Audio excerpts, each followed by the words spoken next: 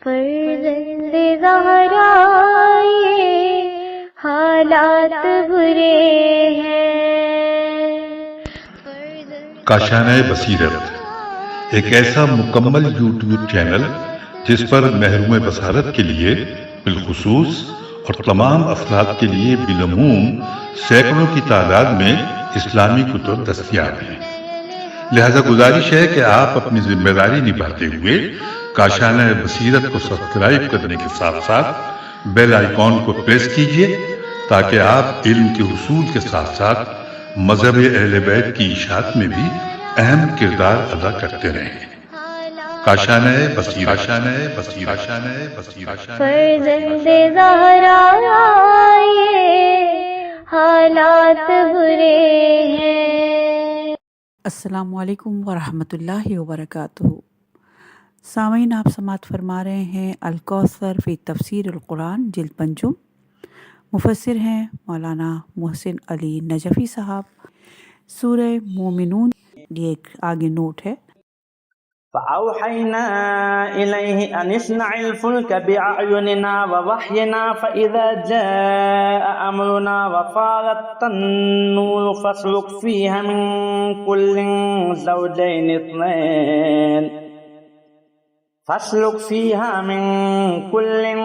زوجين اثنين وأهلك إلا من سبق عليه القول منهم ولا تخاطبني في الذين ظلموا إنهم مغرقون۔ پس ہم نے نوح کی طرف وحی کی اور کہا، ہماری نگرانی میں اور ہماری وحی کے مطابق کشتی بناؤ۔ پھر جب ہمارا حکم آ جائے اور تنور ابلنا شروع کر دے تو ہر قسم کے جانوروں کے جوڑوں میں سے دو دو سوار کرو، اور اپنے گھر والوں کو بھی، ان میں سے سوائے ان لوگوں کے جن کے بارے میں پہلے فیصلہ صادر ہو چکا ہے۔ اور اے نوح، ان ظالموں کے بارے میں مجھ سے کوئی بات نہ کرنا کہ یہ اب یقیناً غرق ہونے والے ہیں۔ تفسیر آیت نمبر 1، ہماری نگاہوں کے سامنے یعنی ہماری نگرانی میں کشتی بنائیں۔ اس کی ساخت، اس کا حجم اور اس کی دیگر خصوصیات کا اندازہ کسی ایسے انسان سے نہیں ہو سکتا جسے زندگی میں اس قسم کا کوئی تجربہ نہ ہو، نہ اس طوفان کا اندازہ ہے جو آنے والا ہے۔ نمبر 2، ہماری تعلیم کے مطابق بنائیں۔ یہ جملہ تاکیدی ہے۔ نمبر 3، تنور کا ابلنا حکم الہی کی ایک علامت کے طور پر ہو سکتا ہے کہ جب تنور میں پانی ابلنے لگ جائے تو سمجھ جائیں کہ طوفان آنے والا ہے۔ ایسا نہیں ہے کہ تنور کا ابلنا ہی طوفان تھا۔ اگر ایسا ہوتا تو تنور کے ابلنے کے بعد سب لوگوں اور جانوروں میں سے دو دو جوڑوں کو سوار کرنے کی مہلت کیسے مل جاتی؟ لہٰذا دیگر معنی کی طرف جانے کی کوئی ضرورت نہیں ہے۔ نمبر 4، سورہ ہود میں اس کی تشریح ہوئی ہے۔ نمبر 5، ان لوگوں کو سوار نہ کرو جن کے بارے میں فیصلہ ہو چکا ہے۔ نمبر 6، ظالموں کے بارے میں بات تک کرنے سے منع فرمایا، چہ جائے کہ ان کی نجات کے لیے دعا کی جائے۔ اس سے اس بات کی تاکید ہو گئی کہ ان کی سفارش کرنے کی بھی اجازت نہیں ہے۔ اہم نکات: نمبر 1، جو لوگ ناقابل ہدایت ہیں انہیں نجات کا ذریعہ فراہم نہیں کیا جاتا۔ نمبر 2، منکرین کے لیے سفارش کی اجازت نہیں ہے۔ فإذا استويت أنت ومن معك على الفلك فقل الحمد لله الذي نجانا من القوم الظالمين۔ اور جب آپ اور آپ کے ساتھی کشتی میں سوار ہو جائیں تو کہیں، ثنائے کامل ہے اس اللہ کے لیے جس نے ہمیں ظالموں سے نجات دلا دی۔ تفسیر آیت نمبر 1، کشتی میں سوار ہونے والوں میں تو خود حضرت نوح کی ذات ہے۔ نمبر 2، اور وہ جو حضرت نوح علیہ السلام کے ساتھ ہیں۔ یہاں معیت سے مراد صرف ساتھ اور ہمراہ ہونا ہے، چونکہ ان میں اہل ایمان کے ساتھ جانور بھی شامل ہیں۔ نمبر 3، نجات دہندہ کی حمد و ثنا کی تعلیم ہے۔ یہ نجات کا پہلا مرحلہ ہے اور دوسرا مرحلہ اگلی آیت میں مذکور ہے۔ وقل رب انزلنی منزلا مبارکا وانت خیر المنزلین۔ اور کہیں، پروردگار ہمیں بابرکت جگہ اتارنا اور تو بہترین جگہ دینے والا ہے۔ تفسیر آیت نمبر 1، نجات کا پہلا مرحلہ طے ہونے کے بعد دوسرے مرحلے کے لیے دعا کی تعلیم ہے۔ انسان کو نجات ملنے کے بعد جو حالات پیش آئیں گے ان کے لیے مستعد رہنا چاہیے۔ نمبر 2، بعض مقامات کی خاک میں تاثیر قابل انکار نہیں ہے، اس لیے اس بات کو اپنی دعا میں شامل کرنے کی تعلیم دی ہے کہ ہم کو ایسی جگہ نازل فرما جہاں برکت ہو، تیرے پیغام کے پھلنے پھولنے کے لیے سازگار فضا ہو اور زندگی کے اعتبار سے بھی بابرکت ہو۔ نمبر 3، تو بہترین مہمان نواز ہے، طوفان کے بعد تیری زمین پر اترنا تیری مہمانی میں اترنا ہے۔ ان فی ذلک لآیات وان کنا لمبتلین۔ اس واقعے میں یقیناً نشانیاں ہیں اور ہم آزمائش کر گزریں گے۔ تفسیر آیت نوح علیہ السلام کے قصے میں 2 باتیں قابل توجہ قرار دی گئی ہیں۔ نمبر 1 تو یہ ہے کہ اس واقعے میں اللہ تعالیٰ کی طرف سے بہت سے معجزوں کا اظہار ہوا۔ طوفان سے پہلے اس کی خبر دینا، کشتی بنانے کا حکم دینا، طوفان شروع ہونے کی علامتوں کا ذکر کرنا، پھر مقررہ وقت پر طوفان آنا، اہل ایمان کو کشتی کے ذریعے نجات دلانا، یہ سب اللہ تعالیٰ کی طرف سے معجزات ہیں جن سے اللہ کی طرف سے آنے والے رسولوں کو برحق ہونا ثابت ہوتا ہے۔ نمبر 2، دوسری بات آزمائش و امتحان ہے کہ حضرت نوح علیہ السلام کو ایک طویل مدت تک ایک سرکش قوم کے ساتھ واسطہ پڑا جو بہت بڑا اور طویل امتحان تھا۔ پھر طوفان کا آنا یہاں معجزہ ہے، وہاں منکروں کے لیے عذاب بھی تھا۔ اہم نکات: نمبر 1، بعض مقامات رسالت الہی کے لیے سازگار ہوتے ہیں۔ ثم انشأنا من بعدهم قرنا آخرین۔ پھر ان کے بعد ہم نے ایک اور قوم کو پیدا کیا۔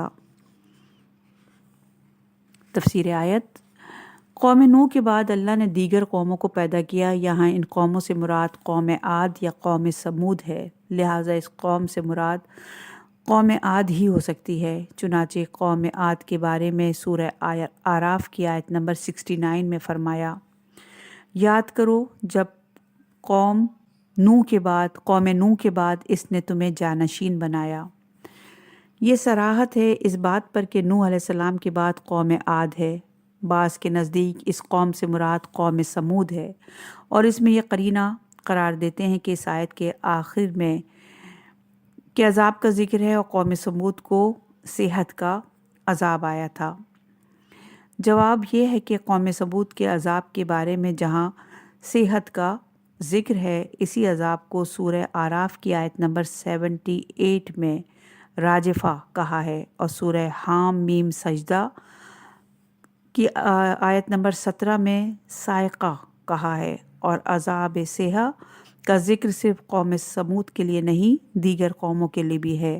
مثلاً قوم شعیب، قوم لوط کے لیے ملاحظہ ہو سورہ ہجر کی آیت نمبر 72 اور سورہ ہود کی آیت نمبر 94۔ فأرسلنا فيهم رسولا منهم أن اعبدوا الله ما لكم من إله غيره أفلا تتقون۔ پھر خود انہی میں سے ایک رسول ان میں مابعوث کیا جس کی دعوت یہ تھی کہ لوگوں اللہ کی بندگی کرو، تمہارے لیے اس کے سوا اور کوئی معبود نہیں ہے، کیا تم بچنا نہیں چاہتے؟ تفسیر آیت نمبر 1، یہ رسول ہمارے نزدیک حضرت ہود علیہ السلام جیسا کہ ذکر ہو گیا۔ نمبر 2، اس رسول کی رسالت کا مقصد دعوت توحید اور صرف اللہ کی بندگی کی دعوت تھی، اور اس امر واقع کی طرف لوگوں کی رہنمائی تھی کہ واقع اور حقیقت میں تمہارا صرف ایک ہی معبود ہے۔ وقال الملأ من قومه الذين كفروا وكذبوا بلقاء الآخرة وأترفناهم في الحياة الدنيا ما هذا إلا بشر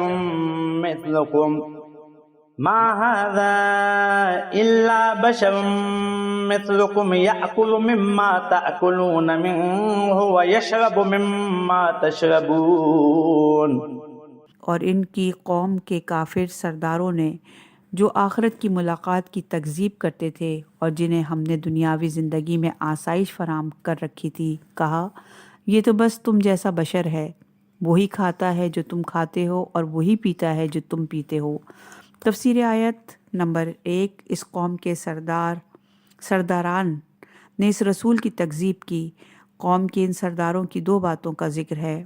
الف، وہ آخرت کے منکر تھے جو ان سرداروں کے مفاد میں نہیں تھی، اور حساب و کتاب کا تصور ان کی سرداری کے منافی تھا۔ بے، وہ مراد یافتہ طبقے سے تعلق رکھتے تھے۔ عدل و انصاف مراد یافتہ طبقے کے حق میں نہیں ہوتا، اس لیے وہ ہر دعوت حق کی مخالفت میں سب سے آگے ہوتے ہیں۔ خوش عیاشی، کرسی و اقتدار سے پیمانے بدل جاتے ہیں، اور ہر معاشرے میں فساد لانے والا یہی مراد یافتہ طبقہ ہوتا ہے۔ اسلامی معاشرے میں بھی اسی طبقے نے بگاڑ پیدا کیا۔ رسول اکرم صلی اللہ علیہ وآلہ وسلم کے عہد میں یہ مراد یافتہ طبقہ موجود نہیں تھا۔ بعد میں جیسے اس طبقے نے اپنا وجود پایا، حقوق کی پامالی شروع ہو گئی اور عدل و انصاف ناپید ہو گیا۔ ان سرداروں نے عام لوگوں کو خطاب کر کے کہا، تم ان پر ایمان نہ لاؤ۔ نمبر 2 ہے، انہیں رسول کی بشریت اور انسانیت پر اعتراض تھا، اور وہ انسان کو اللہ کی سفارت کے لیے اہل نہیں سمجھتے تھے، چونکہ یہ لوگ انسان کے روحانی پہلو سے واقف نہیں تھے۔ نمبر 3، سرداران نے قوم کو جب یہ خطرہ لاحق ہو گیا کہ پیغمبری کا دعویٰ کرنے والے کی دعوت کو اگر پذیرائی ملی تو ہماری سرداری خطرے میں پڑ جائے گی، دو باتیں اٹھائیں۔ ایک یہ کہ پیغمبری کا دعویٰ کرنے والا ہماری طرح کا انسان ہے، اسی گوشت پوشت والا آدمی ہے۔ دوسری یہ کہ یہ لوگ وہی چیز کھاتے ہیں جو ہم کھاتے ہیں، اور وہی چیز پیتے ہیں جو ہم پیتے ہیں، تو ان کو اللہ کی نمائندگی کہاں سے مل گئی؟ اگر یہ لوگ اللہ کے نمائندے ہوتے تو عام انسانوں سے مختلف ہوتے اور ان چیزوں کے محتاج نہ ہوتے جن کے ہم محتاج ہیں۔ اس قسم کے اعتراضات کا جواب سورہ انعام کی آیت نمبر 9 میں دے دیا گیا ہے۔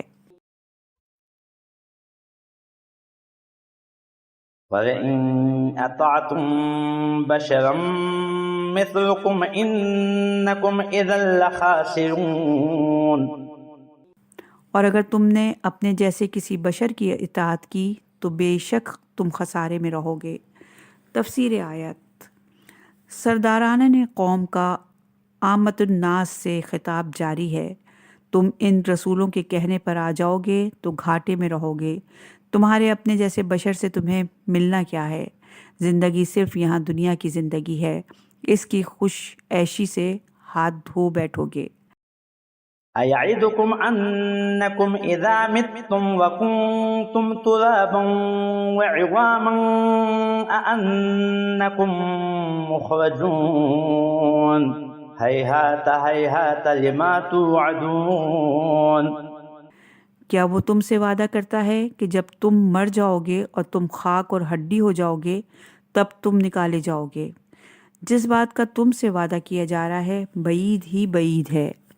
تفسیر آیات، نمبر 1، انکار کے لہجے میں یہ مراد یافتہ طبقہ لوگ عوام سے کہہ رہے ہیں، یہ وہی لوگ ہیں نہ جو تم سے یہ کہہ رہے ہیں کہ خاک ہونے اور صرف ہڈی رہ جانے کے بعد اٹھائے جائیں گے۔ بھلا ایسی نامعقول باتیں کرنے والوں کی بات مانی جاتی ہے؟ باطل پرستوں کا حق کے داعی کے خلاف پروپیگنڈا ہے۔ اس پروپیگنڈے میں خود عوام کے مسلمات سے استفادہ کیا گیا ہے اور نتیجہ غلط نکالا گیا ہے۔ انبیاء علیہ السلام کا انسان ہونا مسلم ہے اور قیامت کا قائم ہونا بھی مسلم ہے۔ ان دو باتوں سے ان کا جھوٹا ہونا ثابت نہیں ہوتا، لیکن سادہ عوام کو قائل کرنے کے لیے وہ ایسی باتیں پھیلاتے ہیں۔ نمبر 2، وہ اپنے پروپیگنڈے میں تکرارن کہتے تھے، بعید ہے اور بعید ہے کہ تم سے جو وعدہ کیا گیا ہے وہ درست ہو، قیامت آ جائے۔ إن هو إلا حياتنا الدنيا نموت ونحيا وما نحن بمبعوثين۔ بس یہی دنیاوی زندگی ہے جس میں ہمیں مرنا اور جینا ہے اور ہم اٹھائے نہیں جائیں گے۔ تفسیر آیت، وہ زندگی کو اسی دنیا کی زندگی پر منحصر سمجھتے تھے۔ آخرت کے تصور کو انبیاء علیہ السلام کی طرف سے استحصالی حربہ کہتے تھے تاکہ لوگ آخرت کی طرف متوجہ ہو کے ان کی سرداری کو بے اعتنائی میں ڈالیں۔ إن هو إلا رجل افترى على الله كذبا وما نحن له بمؤمنين۔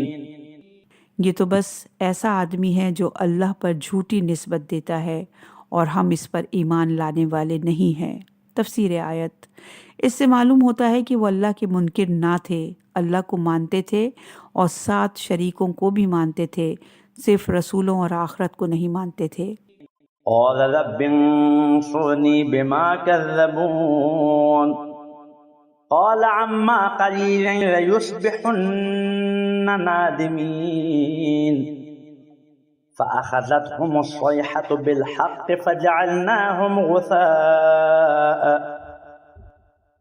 فبعدا للقوم الظالمين۔ عرض کیا پروردگار ان لوگوں کی تکذیب پر میری نصرت فرما۔ اللہ نے فرمایا تھوڑے وقت میں یہ لوگ پشیمان ہو جائیں گے۔ چنانچہ وعدہ حق کے مطابق زوردار آواز نے انہیں گرفت میں لے لیا تو ہم نے انہیں خس و خاشاک بنا کر رکھ دیا، پس رحمت حق سے دور ہو یہ ظالم قوم۔ تفسیر آیت، اس تکذیبی قوم کو ایک سخت آواز و دھماکے نے ہلاک کر دیا۔ ہم نے ان آیات کی ابتدا میں بتا دیا کہ صحت دلیل نہیں بن سکتا کہ اس قوم سے مراد قوم سمود ہے، بلکہ دیگر آیات کی صراحت موجود ہے کہ نوح علیہ السلام کے بعد آباد ہونے والی قوم عاد تھی۔ ثم انشأنا من بعدهم قرونا آخرین، پھر ان کے بعد ہم نے اور قومیں پیدا کی۔ تفسیر آیت، جیسے قوم سمود، قوم لوط، قوم شعیب۔ ما تسبق من امت اجلها وما يستأخرون، کوئی امت اپنے مقررہ وقت سے نہ آگے جا سکتی ہے اور نہ پیچھے رہ سکتی ہے۔ تفسیر آیت، اس آیت کی تشریح سورہ ہجر کی آیت نمبر 5 کے ذیل میں ہو گئی ہے۔ ثم ارسلنا رسلنا تترا كلما جاء أمة رسولها كذبوه فأتبعنا بعضهم بعضا وجعلناهم أحاديث فبعدا لقوم لا يؤمنون۔ پھر ہم نے یکے بعد دیگرے برابر اپنے رسول بھیجے، جب بھی کسی امت کے پاس اس کا رسول آتا تو وہ اس کی تکذیب کرتی، تو ہم بھی ایک کے بعد دوسرے کو ہلاک کرتے رہے اور ہم نے انہیں افسانے بنا دیا، رحمت حق سے دور ہوں جو ایمان نہیں لاتے۔ تفسیر آیت نمبر 1، اللہ ارشاد فرماتا ہے کہ ہم نے قوم عاد کے بعد پے در پہ رسول بھیجے۔ اللہ تعالیٰ نے کسی امت کو کسی ہادی اور رہنما کے بغیر نہیں چھوڑا۔ سورہ رات کی آیت نمبر 7 میں ارشاد ہے، آپ نے تو محض تنبیہ کرنے والے ہیں اور ہر قوم کا ایک رہنما ہوا کرتا ہے۔ نمبر 2، لیکن ان قوموں نے بھی کسی رسول کو تکذیب کے بغیر نہیں چھوڑا۔ نمبر 3، اس کے نتیجے میں اللہ تعالیٰ نے بھی ان کو عذاب دیے بغیر نہیں چھوڑا۔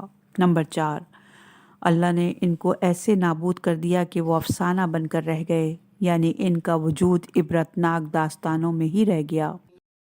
ثم ارسلنا موسى واخاه هارون بآياتنا وسلطان مبين، پھر ہم نے موسیٰ اور ان کے بھائی ہارون کو اپنی نشانیوں اور واضح دلیل کے ساتھ بھیجا۔ تفسیر آیت، حضرت موسیٰ اور ہارون علیہ السلام کو 2 قسم کی سندیں دی گئیں۔ ایک تو معجزات، ان معجزات میں 9 معجزے سر فہرست ہیں، جیسے ید بیضا، عصا، دریا کا شق ہونا وغیرہ۔ دوسری سند واضح دلیل ہے۔ یہ واضح دلیل عقلی دلیل ہے جو حضرت موسیٰ علیہ السلام نے فرعون اور اس کے درباریوں میں پیش فرمائی۔ چنانچہ فرعون نے پوچھا، سورہ طٰہٰ کی آیت نمبر 49 اور 50۔ فرعون نے کہا، اے موسیٰ، تم دونوں کا رب کون ہے؟ موسیٰ نے کہا، ہمارا رب وہ ہے جس نے ہر چیز کو اس کی خلقت بخشی، پھر ہدایت دی۔ ان آیات میں ان واضح دلائل کا ذکر ہے جنہیں حضرت موسیٰ علیہ السلام نے فرعون کے سامنے پیش فرمایا۔ إلى فرعون وملئه فاستكبروا وكانوا قوما عالين۔ فرعون اور ان کے درباریوں کی طرف، مگر انہوں نے تکبر کیا اور وہ بڑے متکبر لوگ تھے۔ تفسیر آیت نمبر 1، حضرت موسیٰ علیہ السلام کی دعوت کے مقابلے میں تکبر کیا۔ مصری معاشرے میں قبطی اعلیٰ نسل کے لوگ سمجھے جاتے تھے اور بنی اسرائیل ادنیٰ نسل کے اور مزدور طبقے سے ان کا تعلق تھا، لہٰذا حضرت موسیٰ علیہ السلام کی دعوت کو حقارت سے ٹھکرانا فرعونی معاشرے میں واضح سی بات تھی۔ نمبر 2، فرعون کا تعلق ایک بالادست قوم سے تھا، ظلم و جبر کے تحت وہ بالادست ہی تھے۔ انسانی درجے کے اعتبار سے تو تکبر اور بالادستی طلب کرنے والے پست ترین ہوتے ہیں۔ فقالوا أنؤمن لبشرين مثلنا وقومهما لنا عابدون۔ اور کہنے لگے کیا ہم اپنے جیسے دو آدمیوں پر ایمان لے آئیں جبکہ ان کی قوم ہماری تابعدار ہے۔ تفسیر آیت نمبر 1، وہی بشر اور انسان ہونے کے اعتبار سے سفارت الہی کے منصب کا اہل نہ ہونے کا قدیم تصور۔ نمبر 2، عابد عبادت انتہائی تذلل کے اظہار کو کہتے ہیں۔ بنی اسرائیل چونکہ فرعونی معاشرے میں قبطیوں کے نوکر اور مزدور شمار ہوتے تھے اور یہ ان کے ماتحت قوم تھی، لہٰذا فرعون نے کہا یہ کیسے ہو سکتا ہے کہ ایک ماتحت قوم کو اپنا سرتاج بنائیں۔ فَكَذَّبُوهُمَا فَكَانُوا مِنَ الْمُهْلَكِينَ۔ پھر انہوں نے دونوں کی تکذیب کی، نتیجے کے طور پر وہ ہلاک ہونے والوں میں شامل ہو گئے۔ تفسیر آیت یہ بتانا مقصود ہے کہ تکذیب کرنے والوں کا انجام ہلاکت ہے۔ وَلَقَدْ آتَيْنَا مُوسَى الْكِتَابَ لَعَلَّهُمْ يَهْتَدُونَ۔ اور ہم نے موسیٰ کو اس امید پر کتاب دی کہ وہ لوگ اس سے رہنمائی حاصل کر لیں گے۔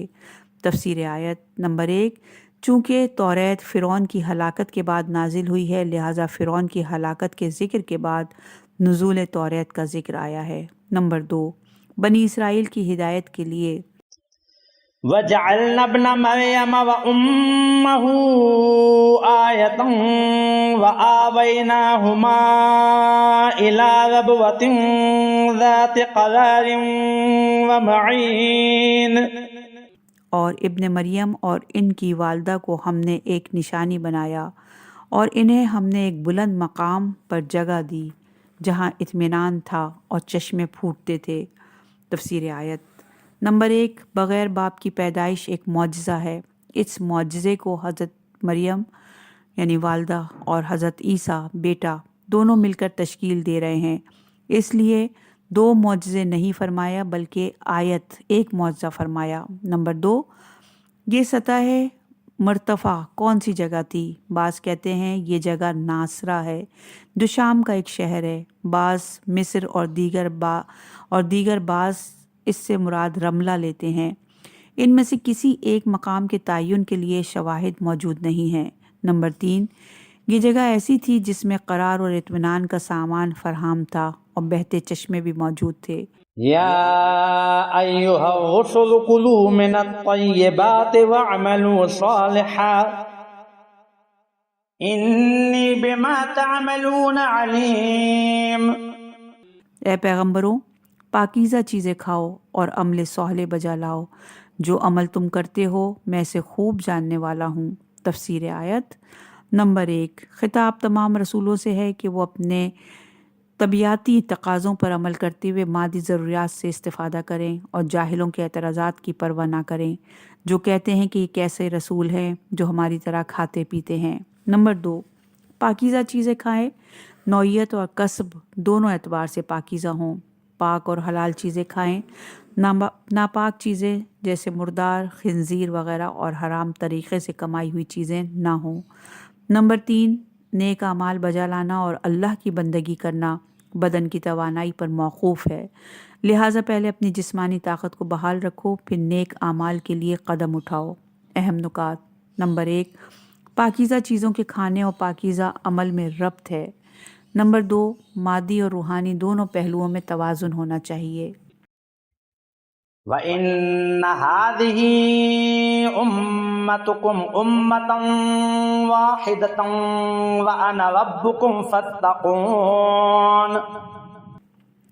اور تمہاری یہ امت یقیناً امت واحدہ ہے اور میں تمہارا پروردگار ہوں، لہٰذا مجھ ہی سے ڈرو۔ تفسیر آیت۔ سورہ انبیاء کی آیت نمبر 92 میں اس آیت کی تشریح ملاحظہ فرمائیں، اس فرق کے ساتھ کہ سورہ انبیاء میں فَعَابُدُونَ ہے اور یہاں فَاتَّقُونَ ہے۔ اس سے معلوم ہوا کہ عبودیت کا تقاضا تقوی ہے اور تقوی کا تقاضا عبودیت ہے۔ فَتَقَطَّعُوا أَمْرَهُم بَيْنَهُمْ زُبُرًا كُلُّ حِزْبٍ بِمَا لَدَيْهِمْ فَرِحُونَ۔ مگر لوگوں نے اپنے دینی معاملات میں تفرقہ ڈال کر اسے ٹکڑے ٹکڑے کر دیا، اور اب ہر فرقے اپنے پاس موجود نظریات پر خوش ہے۔ تفسیر آیت نمبر 1۔ ان لوگوں نے اپنے اپنے رسول کے بعد اپنی امت کی وحدت کو کاٹ دیا، اور اس کے بعد یہ امت ٹکڑوں میں بٹ گئی۔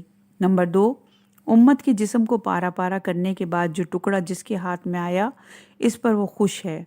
کل امت کے جسم کے بارے میں کوئی دلچسپی نہیں۔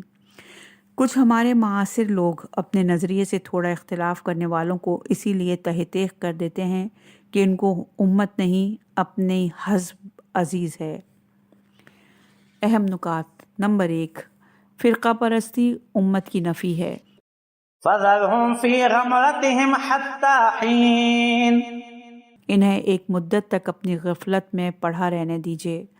تفسیر آیت نمبر 1، یہ لوگ اگر آپ کو اذیت پہنچانے اور آپ کی تکذیب سے باز نہیں آتے اور قابل ہدایت نہیں ہیں تو انہیں اپنے حال پر چھوڑ دیں۔ نمبر 2، ایک مدت تک انہیں اپنی غفلت میں رہنے دیں، ایک وقت تک انہیں مہلت دیں، اور وہ دن آئے گا کہ ان کی مہلت ختم ہو جائے گی تو وہ خواب غفلت سے بیدار ہو جائیں گے، لیکن یہ بیداری ہلاکت کی بیداری ہوگی۔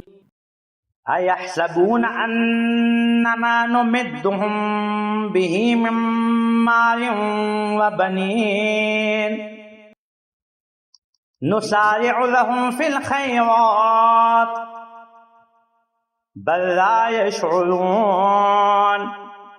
کیا یہ خیال کرتے ہیں کہ ہم مال اور اولاد سے جو انہیں مالا مال کرتے ہیں تو ہم انہیں تیزی سے بھلائی پہنچا رہے ہیں؟ نہیں، بلکہ یہ لوگ سمجھتے نہیں ہیں۔ تفسیر آیات۔ ان دنیا دار کافروں کا یہ خیال ہے کہ اللہ کا ہم پر خاص کرم ہے کہ ہمیں مال و دولت سے نوازا ہے۔ ایک غلط فہمی ہے، کیونکہ مال و دولت سے انسانوں میں حیوانی خواہشات بیدار ہو جاتی ہیں، پھر وہ خواہشات سے نہ سیر ہو سکتے ہیں، نہ یہ ان پر قابو پا سکتے ہیں۔ اس طرح وہ دنیا میں ہی اپنے وجود کے اندر ایک دوزخ میں جل رہے ہوتے ہیں، سکون عنقہ اور نیند حرام ہو جاتی ہے۔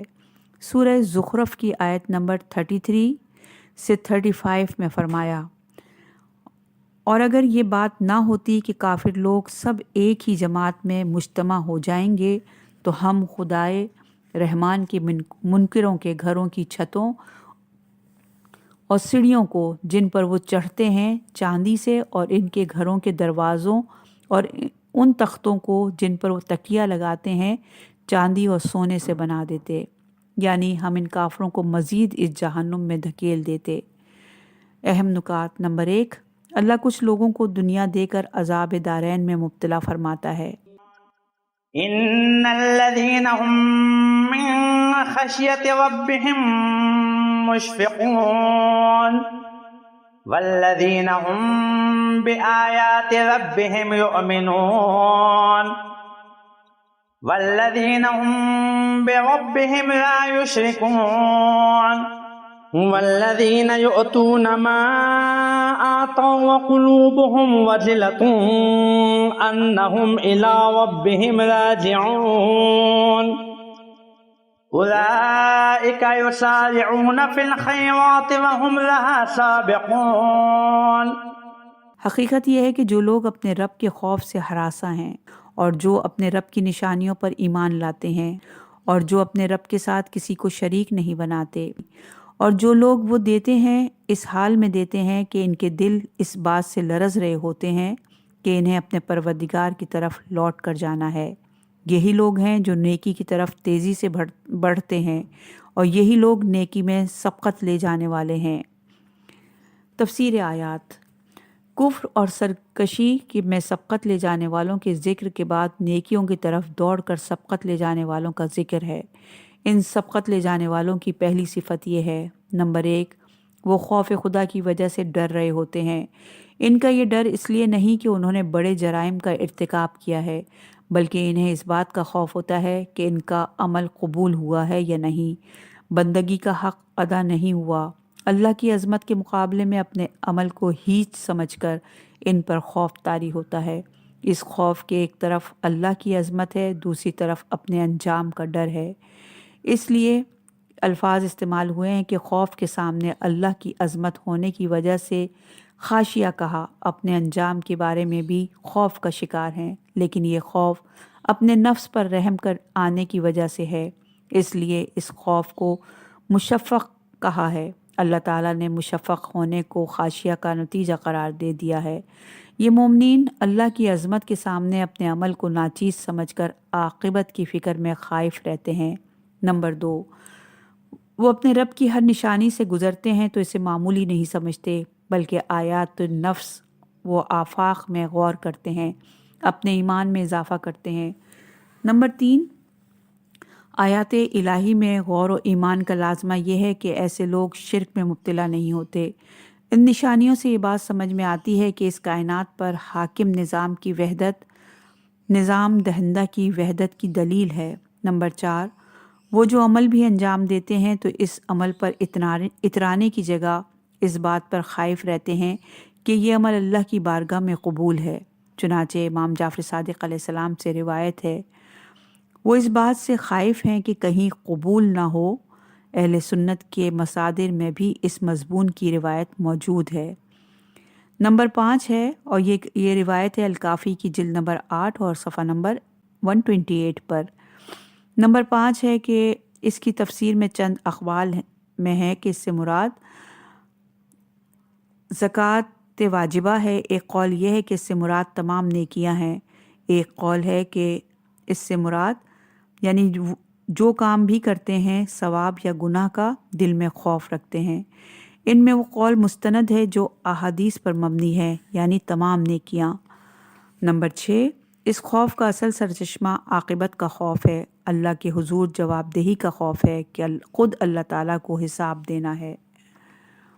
نمبر 7 ہے کہ مذکورہ اوصاف کے مالک نیکیوں کی طرف سریعت سے جاتے ہیں۔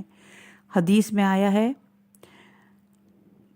اور یہ حدیث ہے غرر الحکم میں اور صفحہ نمبر 182 پہ۔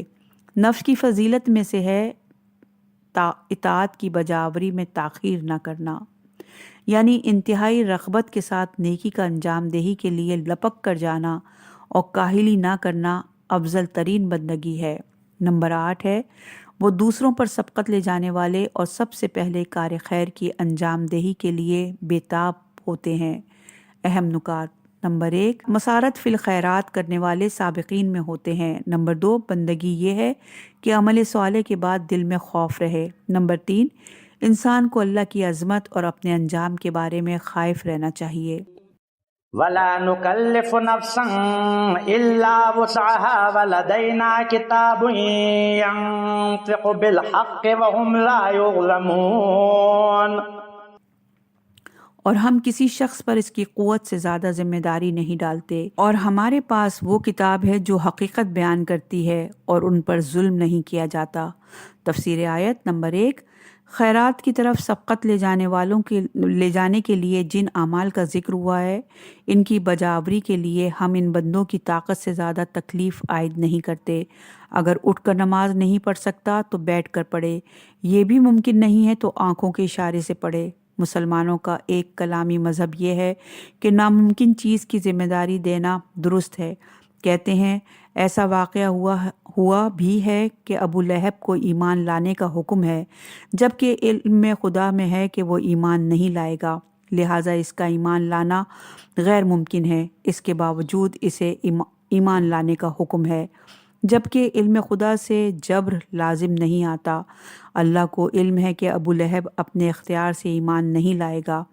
ظرف علم یہ ہے کہ وہ اپنے اختیار سے ایمان نہیں لائے گا۔ اگر ان لوگوں کا مذکورہ استدلال مان لیا جائے تو تمام شرعی احکام ناممکن ہو جاتے ہیں۔ مثلاً اللہ کو علم ہے کہ فلاں شخص ایک مومن کو قتل کرے گا، لہٰذا قتل نہ کرنا اس کے لیے ناممکن ہے۔ عمر خیام کی طرف یہ ایک شعر انہوں نے آگے لکھا ہے جو منسوب ہے، اس کا ترجمہ یہ ہے کہ میرا شراب پینا اللہ تعالیٰ ازل سے جانتا ہے، اگر میں شراب نہ پیوں تو علم خدا جہل ہو جائے گا، جبکہ اللہ تعالیٰ کو علم ہے کہ یہ شخص اپنے اختیار سے شراب پیے گا۔ یہ بھی اللہ کے علم میں ہے کہ شراب نہ پینا، قتل نہ کرنا اس کے لیے ممکن تھا۔ یہ بات اس قدر واضح البتلان ہے کہ آج کل کی روشن دنیا میں وہ اس بات کا پرچار نہیں کرتے، اس میں وہ اپنی خفت محسوس کرتے ہیں۔ چنانچہ ہم نے مقدمے میں اس لطیفے کا ذکر کیا ہے۔ مزید تشریح کے لیے ملاحظہ فرمائیں سورہ حج کی آیت نمبر 78۔ یہ مقولہ بھی مشہور ہے کہ عدل اور توحید علوی مکتب ہے، جبر اور تشبیہ عموی مکتب ہے۔ نمبر 2، اس کتاب سے مراد نامہ اعمال ہے جس میں ہر عمل ثبت ہوتا ہے، اور قیامت کے دن یہ نامہ اعمال ہر اس حقیقت کو بیان کرے گا جو مکلف سے صادر ہوئی ہے۔ ہمارے پاس کی تعبیر سے یہ بات واضح ہو جاتی ہے کہ یہ کتاب اللہ تعالیٰ کے پاس محفوظ ہے، اس میں کسی قسم کی زیادتی اور نقص کا امکان نہیں ہے، ان پر ظلم نہیں کیا جائے گا۔ اس پر تاکید ہے کہ ہر شخص کو اپنے عمل کے مطابق جزا دی جائے۔